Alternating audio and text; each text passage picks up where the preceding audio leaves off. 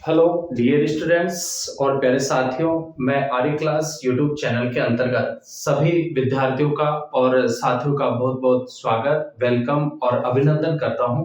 Dear students और प्यारे साथियों, आज की क्लास का हमारा जो टॉपिक रहेगा वो मैकियावेली के संदर्भ में रहेगा। वेस्टर्न जो पॉलिटिकल थिंकर्स हैं, मैकियावेली के संदर्भ में अपन जो है विशेष रूप से जो है बात करेंगे। निश्चित रूप में प्यारे छात्रों और प्यारे साथियों, ये जो क्लास रहेगी ये आपके लिए उपयोगी होगी। तो हम बात करते हैं वेस्टर्न पॉलिटिकल थिंकर्स के संदर्भ में और हमारा जो टॉपिक है वो मैकियावेली रहेगा। देखिए, मैकियावेली का जो जन्म होता है वो 3 मई 1469 में और इनकी जो मृत्यु हुई 22 जून 1527 ईस्वी को होती है। डियर स्टूडेंट्स, मैं आपको बता दूं कि जो राजनीतिक चिंतन है, ध्यान देना, राजनीतिक चिंतन राजनीतिक चिंतन को जो है मोस्टली रूप में जो है दो भागों में बांटते हैं राजनीतिक चिंतन को। एक तो जो है पाश्चात्य राजनीतिक चिंतन हो जाएगा।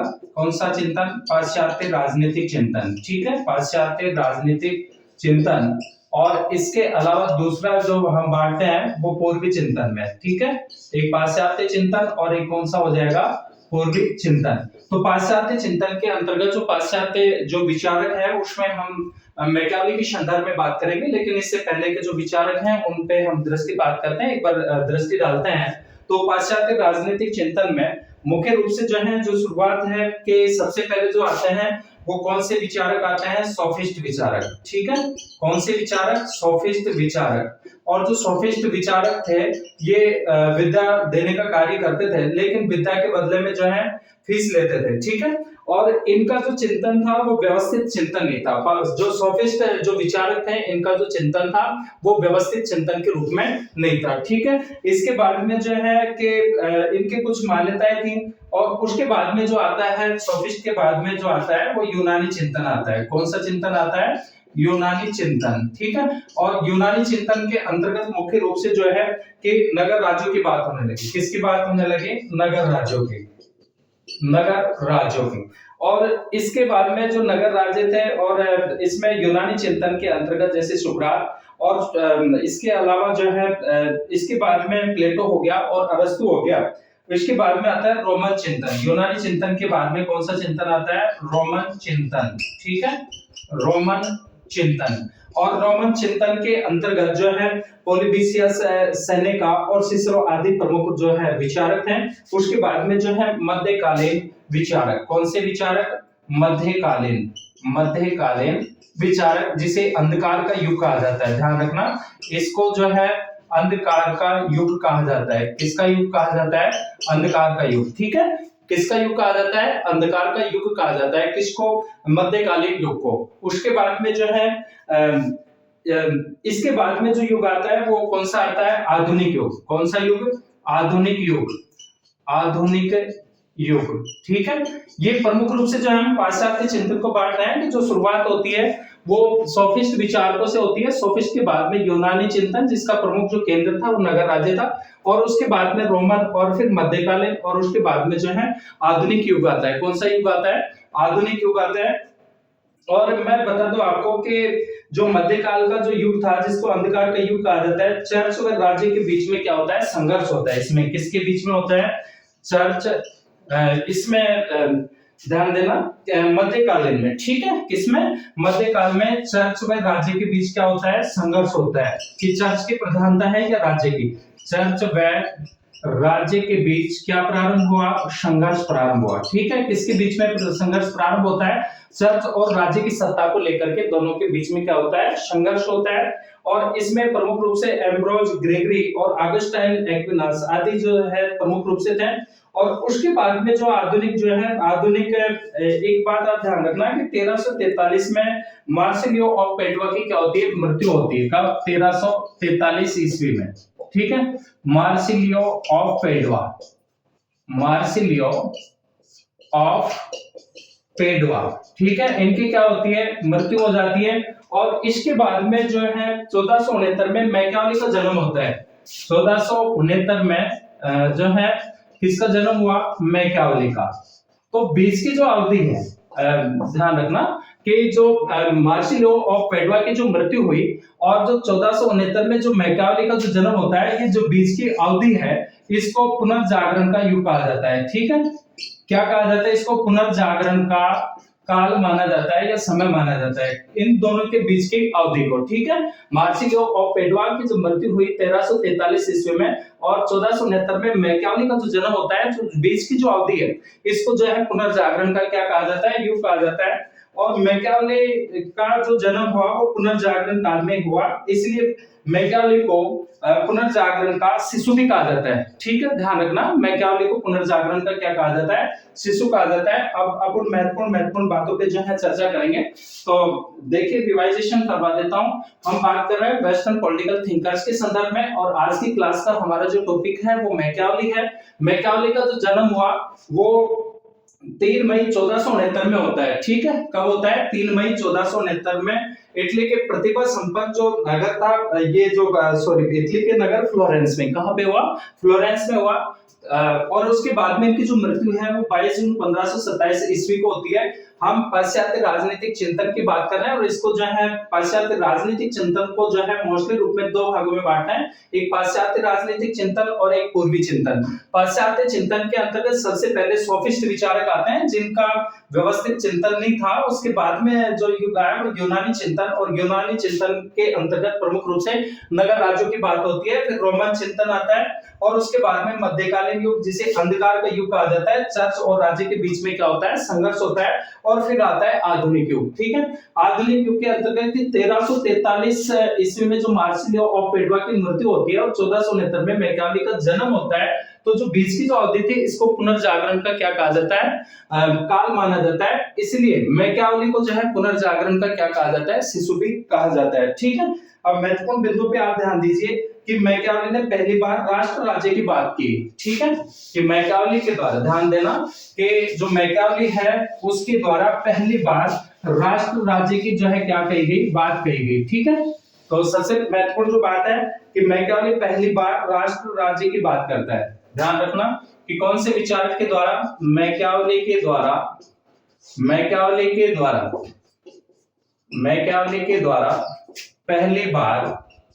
पहली बार राष्ट्र राज्य की बात की गई। किसकी बात की गई? राष्ट्र राज्य की बात कही गई। ठीक है, राष्ट्र राज्य की बात कही गई। ठीक है, राष्ट्र राज्य की, देखिए राष्ट्र और राज्य दोनों में क्या होता है? अंतर होता है। जैसे राज्य है तो राज्य के हम वर्तमान समय में राज्य के जो निर्धारक जो अंग है, राज्य के जो अंग माने गए हैं मोस्टली रूप में कितने माने गए हैं? 4 माने गए हैं, जिनसे मिलकर के क्या बनता है? राज्य बनता है। ठीक है, और राज्य के 4 अंगों में सबसे पहले जो आता है वो कौन सा आता है? जनसंख्या आता है। कौन सा अंग आता है? जनसंख्या। उसके बाद में सेकंड जो अंग होता है वो कौन सा होता है? निश्चित भूभाग होता है। और इसके बाद में राज्य के लक्ष्य और उद्देश्य की जो पूर्ति की जाती है किसके द्वारा की जाती है? सरकार के द्वारा की जाती है। किसके द्वारा की जाती है? सरकार के द्वारा। और फोर्थ जो अंग आता है वो कौन सा आता है? संप्रभुता। ठीक है, राज्य का जो फोर्थ अंग है वो किसे माना गया है? संप्रभुता को। तो वर्तमान समय में जो राज्य होता है राजनीति विज्ञान के अकॉर्डिंग राज्य 4 अंगों से मिलकर के बनता है, जनसंख्या, निश्चित भूभाग, सरकार और संप्रभुता। ये 2 प्रकार की होती है। संप्रभुता का मतलब होता है सर्वोच्च शक्ति, आंतरिक संप्रभुता होती है, और एक कौन सी होती है? बाहरी संप्रभुता होती है। लेकिन राष्ट्र में जब क्या आती है? इसमें भावना आती है कि जब राष्ट्र को एकता के सूत्र में बांधने की बात की जाती है तो फिर वो किसमें तब्दील हो जाती है?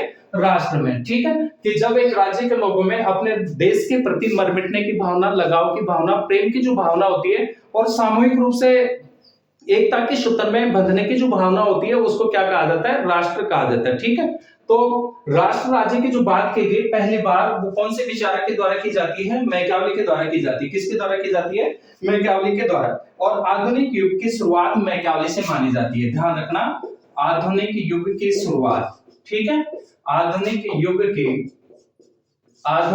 की जो शुरुआत मानी जाती है, आधुनिक युग की शुरुआत किससे मानी जाती है? मैकियावेली से मानी जाती है। किससे मानी जाती है? मैकियावेली से मानी जाती है। ठीक है, ओके, किससे मानी जाती है? मैकियावेली से। कि जो आधुनिक जो युग है, आधुनिक युग की जो शुरुआत जो मानी जाती है वो किससे मानी जाती है? वो मैकियावेली से मानी जाती है। और पहले जो हमने बात की कि मैकियावेली के द्वारा पहली बार जो है किसकी बात की जाती है? राष्ट्र राज्य की बात कही गई। डियर स्टूडेंट्स, महत्वपूर्ण बिंदु हैं निश्चित रूप में आने वाले कॉम्पिटिटिव एग्जाम्स के अंतर्गत और विशेषकर जो यूजी और पीजी के जो विद्यार्थी हैं उनके लिए जो है महत्वपूर्ण जो है ये क्लास है, टॉपिक है, यहाँ से किसी न किसी रूप में जो है क्वेश्चन पूछे जाते हैं, तो निश्चित रूप में जो है ये क्लास हमारे लिए उपयोगी होगी, ऐसी मैं जो है उम्मीद करता हूँ। आगे हम बात करते हैं कि अब बात करते हैं पुनर्जागरण का, कि मैकाले के ऊपर जो है किसका प्रभाव पड़ा, पुनर्जागरण का प्रभाव पड़ा, और आधुनिक राजनीति विज्ञान का जनक जो माना जाता है वो भी किसको माना जाता है, मैकाले को माना जाता है। और ध्यान देने वाली बात है कि आधुनिक राजनीति विज्ञान का, आधुनिक राजनीति विज्ञान का जनक भी किसको माना जाता है, मैकाले को माना जाता है। किसको माना जाता है, मैकाले को माना जाता है। और इसके अलावा जो मैकाले है, इसके हम जन्म की बात कर चुके हैं कि जन्म 1469 में हुआ और मृत्यु 1527 में होती है। मैकाले का जन्म फ्लोरेंस जो इटली का नगर था उसमें हुआ, जो पुनर्जागरण का क्या था, केंद्र था। ठीक है, कौन सा नगर, फ्लोरेंस, ये इटली का नगर था एक फ्लोरेंस। और ये जो फ्लोरेंस जो नगर था ये प्रमुख रूप से जो है किसका केंद्र था, पुनर्जागरण का केंद्र था। किसका केंद्र माना जाता है इसको, पुनर्जागरण का केंद्र माना जाता है। देखिए, पुनर्जागरण अंधविश्वासों के प्रति, रूढ़ियों के प्रति, और जो इहलौकिक और जो पारलौकिक जो बातें होती थी जिसमें प्रमुख रूप से जो है यथार्थता पर बल दिया जाता है, इहलोक पे बल दिया जाता है, और मानववाद को क्या मिला, बल मिला। तो पुनर्जागरण का जो मतलब होता है कि फिर से उठना, ठीक है, नई वस्तु का क्या होता, क्या होना, ज्ञान होना, किसी चीज के बारे में जो है जानकारी होना है, क्या कहलाता है, पुनर्जागरण कहलाता है। तो फ्लोरेंस जो है ये पुनर्जागरण का प्रमुख केंद्र था, जहां पर मैकाले का क्या होता है, बोर्न, ये जन्म हुआ इनका, मैकाले का क्या होता है, जन्म होता है। ठीक है, उसके बाद में जो है इसके अलावा जो है पुनर्जागरण एक सांस्कृतिक आंदोलन था। कैसा आंदोलन था, सांस्कृतिक आंदोलन था, जिसमें कला व साहित्य के क्षेत्र में चर्च के एकाधिकार को क्या किया जाता है, समाप्त किया जाता है। ठीक है, किसके एकाधिकार को, चर्च के एकाधिकार को क्या किया जाता है, समाप्त किया जाता है पुनर्जागरण के दौरान। और जो है पुनर्जागरण काल में मानववाद को बढ़ावा दिया गया, अर्थात यह लोग जो है केंद्र माना गया कि पारलौकिक कुछ नहीं है जो यथार्थता है इसी लोक में है, यानी किसी भी प्रकार के, यानी हम ये कहें कि पारलौकिक में आगे क्या है क्या नहीं है, इस बात की जो है वास्तविकता नहीं है, यथार्थता नहीं है। तो पुनर्जागरण में प्रमुख रूप से जो है यथार्थता पर, यह लोक पर क्या दिया गया, बल दिया गया, और मानववाद पे जो है बल दिया जाता है कि मानव को जो है केंद्र बिंदु मान करके, और प्रमुख रूप से जो है उसके संदर्भ में जो है कार्य किए जाने चाहिए, मानववाद को बल मिला।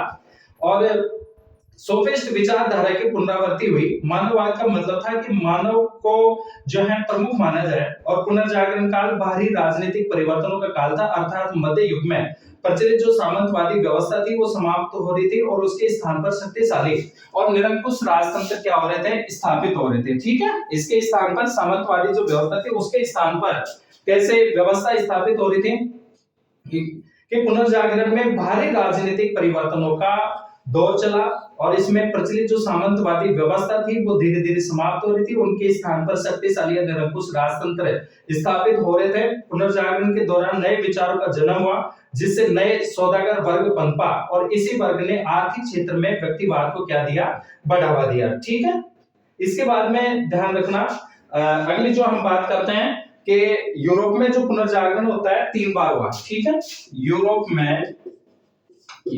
में पुनर्जागरण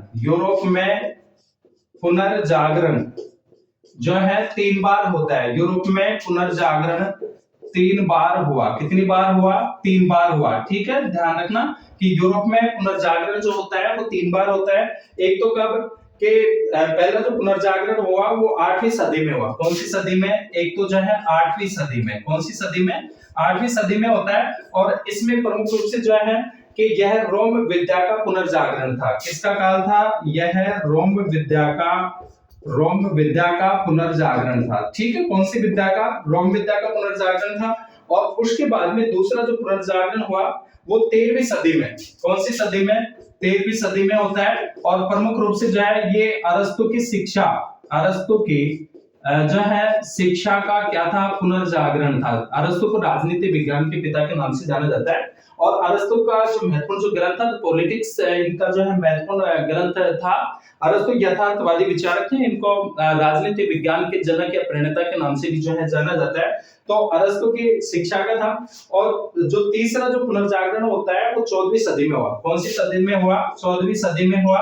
और इसके दौरान जो है प्रमुख रूप से इसका जो विषय था कि कला और साहित्य के क्षेत्र में हुआ। किसके क्षेत्र में हुआ? कला व साहित्य के क्षेत्र में। किसके क्षेत्र में होता है? कला व साहित्य के क्षेत्र में हुआ। ठीक है, कला और साहित्य के क्षेत्र में ही पुनर्जागरण होता है। और इसमें प्रमुख रूप से जो है इसे इटालियन पुनर्जागरण भी कहा जाता है। कौन सा पुनर्जागरण? इटालियन। और पुनर्जागरण का जो अर्थ है कि चर्च के नियंत्रण के विरुद्ध धर्मनिरपेक्ष बुद्धि का क्या है? विद्रोह है। ठीक है, इसके अलावा यानी जो हमारा जो विवेक है उसको चुनौती दे रहा था। ठीक है, किसको? जो चर्च के नियंत्रण के विरुद्ध धर्मनिरपेक्ष बुद्धि का क्या था? विद्रोह माना जाता है। यानी विवेक को क्या मिली? इसमें प्रधानता मिली। विवेक पर क्या दिया जाता है? बल दिया जाता है। ठीक है, इसके बाद में जो है कि आगे हम बात करते हैं कि मैकियावेली 25 वर्ष की आयु में फ्लोरेंस की सरकार में इन्होंने उच्च पद प्राप्त किया। मैकियावेली का जो राजनीतिक जीवन जो प्रारंभ होता है कि मैकियावेली जब 25 वर्ष का था तो उन्होंने फ्लोरेंस में जो है मोस्टली रूप में जो है वहां की सरकार में उच्च पद प्राप्त किया और इस प्रकार राजनीतिक जीवन प्रारंभ हुआ। फ्लोरेंस जो मैकियावेली इस पद पर 1512 तक रहे और अपने राजनीतिक जीवन में दूत बन करके ये यूरोपीय देशों में भी जाते हैं। कहां पे जाते हैं? यूरोपीय देशों में। ठीक है, इसके बाद में 1512 तक जो रहे उसका जो मुख्य कारण था कि 1512 में इटली के रेनेवा के युद्ध में, ठीक है, 1512 ईस्वी में रेनेवा के युद्ध में, ध्यान रखना कौन से युद्ध में? रेनेवा युद्ध में। कौन से युद्ध में? रेनेवा युद्ध में फ्रांस की क्या होती है? हार होती है। इसमें फ्रांस की क्या होती है? हार होती है। ठीक है, फ्रांस की क्या हुई? हार हुई। और जो है स्पेन की क्या होती है? जीत। स्पेन की क्या होती है? जीत होती है। स्पेन की क्या हुई? इसमें जीत हुई। कौन से युद्ध में? रेनेवा के युद्ध में, जो कब हुआ? 1215 में। ठीक है, वो सॉरी कब होता है? 1512 में। ये युद्ध कब हुआ? 1512 में। ठीक है, और जो है फ्लोरेंस गणराज्य में भारी राजनीतिक उथल पथल हुई और स्पेन के शासकों ने राज्य के शासन पर अपना अधिकार जमा लिया। कहां के शासकों ने? स्पेन के शासकों ने। मैकियावेली फ्रेंचों का प्रबल समर्थक था, अतः उसे अपने पद से हाथ धोना पड़ा और उसे जेल भी हुई, परंतु मित्रों की सहायता से उसे मुक्त करवा लिया गया और इस शर्त पर कि वह भविष्य में कभी सक्रिय राजनीति में पार्टिसिपेट नहीं करेगा, भाग नहीं लेगा। तो इस प्रकार से मैकियावेली के जो मित्र थे उन्होंने जो है मैकियावेली को जो है उनके द्वारा छुड़वा लिया जाता है। और फिर क्या होता है कि 1513 में मैकियावेली को कारावास हुआ, परंतु मेडिसी परिवार के प्रभाव से परिणाम स्वरूप उन्हें राजसभा प्राप्त हुई। मैकियावेली को द प्रिंस पुस्तक की प्रेरणा, ध्यान रखना मैकियावेली की जो महत्वपूर्ण जो रचना मानी जाती है वो कौन सी मानी जाती है? The Prince. ठीक है, द प्रिंस किसकी रचना थी? मैकियावेली की। ये प्रिय विद्यार्थियों, आपको विशेष रूप से जो है रचनाओं के संदर्भ में सभी विचारकों की जो रचनाएं रही हैं उनको विशेष रूप से जो है आपको ध्यान रखना है, क्योंकि यहाँ से भी जो है क्वेश्चन पूछे जाते हैं रचनाओं के संदर्भ में भी। तो मैकियावेली की जो प्रसिद्ध जो पुस्तक थी कौन सी थी? The Prince. ठीक है, द प्रिंस, ये मैकियावेली की प्रसिद्ध क्या थी? कृति थी, इनकी रचना थी। और द प्रिंस जो था जो पुस्तक थी इसकी प्रेरणा ड्यूक ऑफ गोर्जियो से मिली। किससे मिली? Duke of गोर्जियो। ठीक है, गोर्जियो से मिली। किससे मिली? इस पुस्तक की ड्यूक ऑफ गोर्जियो किससे मिलती है? गोर्जियो से जो है ये प्रेरणा मिलती है। इससे प्रेरित होकर के इन्होंने कौन सी पुस्तक लिखी? द प्रिंस लिखी। ठीक है, इसके बाद में जो है प्रिंस में कल्पित राजकुमार सीजर गोर्जियो को बताया गया और मैकियावेली राजदूत के रूप में फ्रांस के राजा लुई 12वें और जर्मनी के सम्राट सीजर गोर्जियो के दरबार में ठहरा। मैकियावेली ने जेल से छूटने के बाद सैन कैसियानो नामक गांव में निर्वासित इन्होंने जिंदगी जी और मैकियावेली के निर्वासित जीवन के दौरान प्रसिद्ध रोमन जो इतिहासकार थे लिवी के इतिहास की 10 पुस्तकों पर इन्होंने टीकाएं लिखना क्या किया? प्रारंभ किया। ठीक है, जैसे पुस्तकें पढ़ते हैं उसकी जो महत्वपूर्ण बातें जब नोट करते हैं टीकाओं के रूप में, कमेंट के रूप में, तो इसको क्या कहा जाता है? टीकाएं कहा जाता है। तो इन्होंने इतिहास की 10 पुस्तकों पर जो है क्या लिखी? टीकाएं लिखी।